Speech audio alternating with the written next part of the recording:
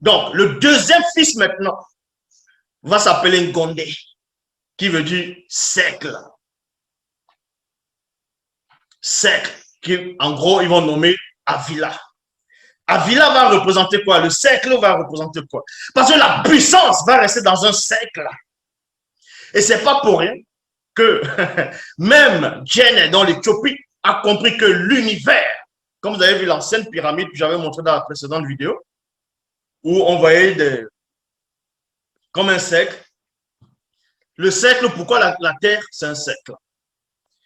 Pourquoi les univers, les multivers sont des cercles? Pourquoi le cercle? Le cercle symbolise quoi? Pourquoi pas carré? Pourquoi pas, on va dire, rectangle? Pourquoi pas une autre forme?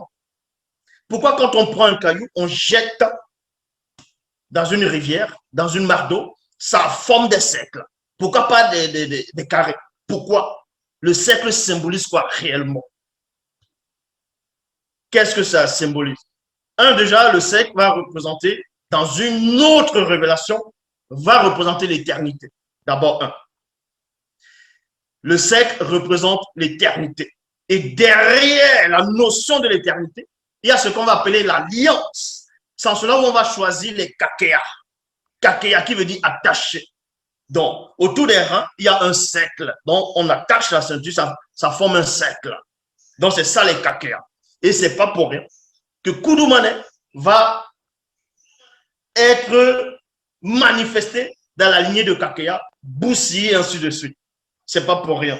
Donc, le cercle ici va représenter ce qui va au-delà même de la notion de l'espace-temps. Pourquoi? On va dans Job, chapitre 26, au verset 9, parce que le deuxième fils de Mundo, donc qui est Ngondé, qui veut dire siècle. Le siècle, ça veut dire quoi? C'est exactement comme ce qu'on va appeler aux États-Unis, bon, ces sectes-là qu'on appelle le Ku-Klux Klan. Le Ku-Klux Klan, ça veut dire siècle, famille et lumière. Vous voyez? Parce que c'est un cercle, on forme un cercle, comme une ceinture, et le bouclier, c'est un cercle en même temps. Le bouclier, c'est un cercle. C'est pour ça que quand on forme un cercle, le secret ne sort pas. Le secret n'est pas partagé. Or, quand c'est rectangle, vous voyez, dans quelque chose qui est rectangle, il y a des coins. Donc, tu peux cacher dans un coin. Alors que quand tu as un cercle, tu ne peux pas cacher. Donc, ça se voit par tous ceux qui forment le cercle. Et c'est ça qui est très intéressant. Ici, on va aller dans Job 26, 9.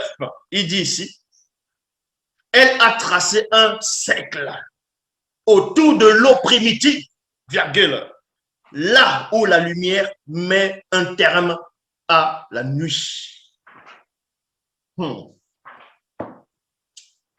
Pendant l'initiation du premier fils de Bowinda,